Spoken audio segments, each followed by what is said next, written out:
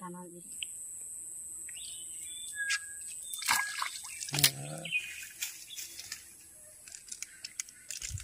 এর আমার ভয় লাগে কামড়তে। এই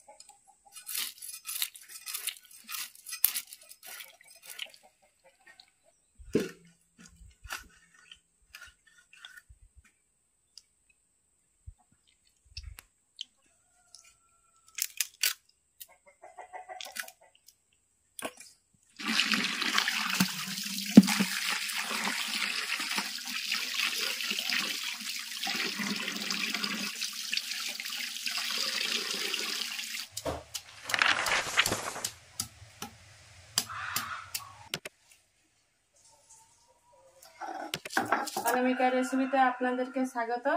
আজকের আবার একটা নতুন রেসিপি আপনাদের সাথে শেয়ার করব, কচুরলতির রেসিপি। চলুন বন্ধুরা ভিডিওটি শুরু করি। কচুরলতি নিয়ে নিয়েছি, এই যে মাছ, তেলাপিয়া মাছ, আদা রসুন পেস্ট, দুটো পেঁয়াজ কেটে নিয়েছি, মরিচ পাউডার, লবণ, জিরা পাউডার, হলুদ, গোটা জিরে। চলুন এখন উনুনের কাছে যাই। আমি এখানে উনুনটা ধরিয়ে নেব।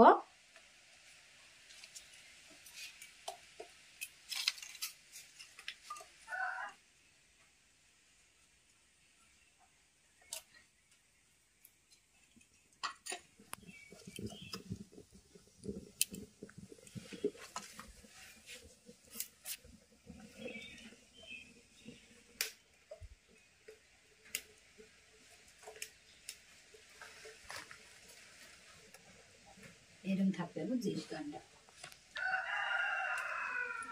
মাছে আমি লবণ হলদি লাগিয়ে নেব।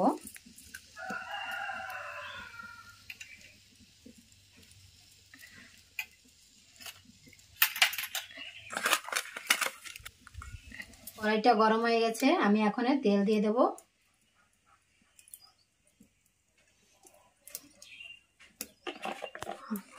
মাছে তেল, লবণ আর হলদি লাগিয়ে রেখেছি, দেখো।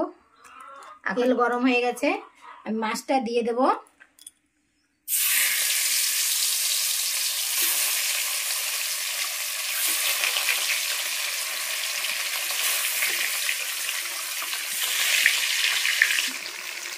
এই মাছের আমার এক পিঠ হয়ে গেছে, দেখুন। আমি এখন তুলতে দিচ্ছি।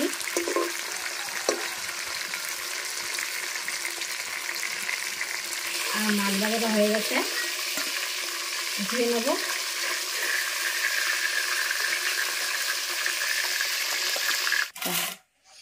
আমি যে তেলে মাছ ভাজিয়েছি সেই তেলে আমি পেঁয়াজ দিয়ে দেবো। পেঁয়াজ করে ভেজে নেব। পেঁয়াজের সঙ্গে আমি এই কচুরলতিগুলো ভেজে নেব।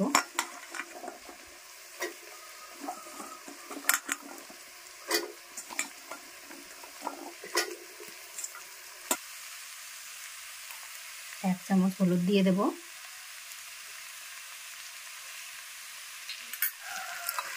আদা রসুনের পেস্টটা দিয়ে দেব।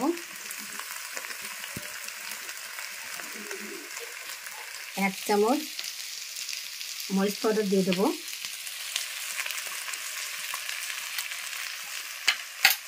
এক চামচ জিরা পাউডার দিয়ে দেব।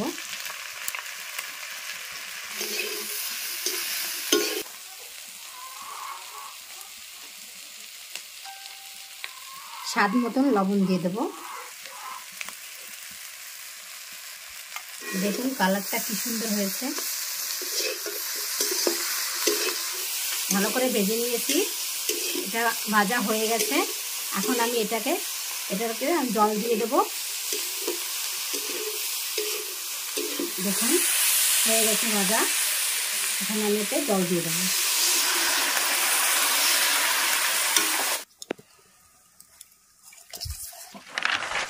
আমি এখন মাছ করা দিয়ে দেবো এর ভিতরে।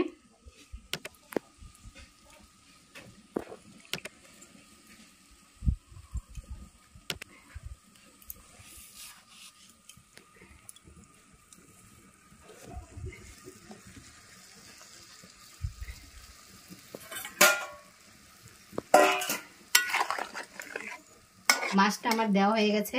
আমি একটু সময় জ্বালিয়ে নেব। তরকারি জাল উঠে গেলে, এই কচুরলতি নরম হয়ে গেলে তরকারি হয়ে যাবে। কেন কচুরলতি তরকারিতে কোনো সময় ঢাকা লাগে না। এই এলাচি আর দারচিনি বেটে নেব। এই যে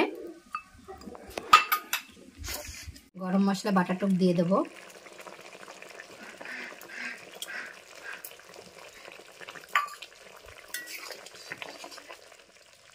একটু সময় জ্বালিয়ে নেব।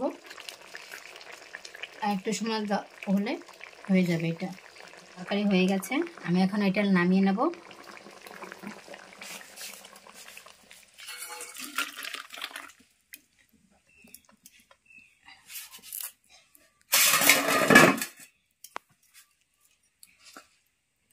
এই দেখুন কচুরলতির তরকারিটা কি সুন্দর দেখাচ্ছে। দেখুন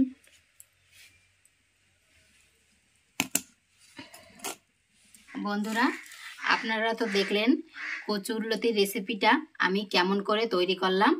আপনারাও এইভাবে কচুরলতির রেসিপিটা বানিয়ে খাবেন, দেখবেন কেমন লাগে। এটা শেষ করছি। পরবর্তী ভিডিওতে আবার আপনাদের সঙ্গে দেখা হবে।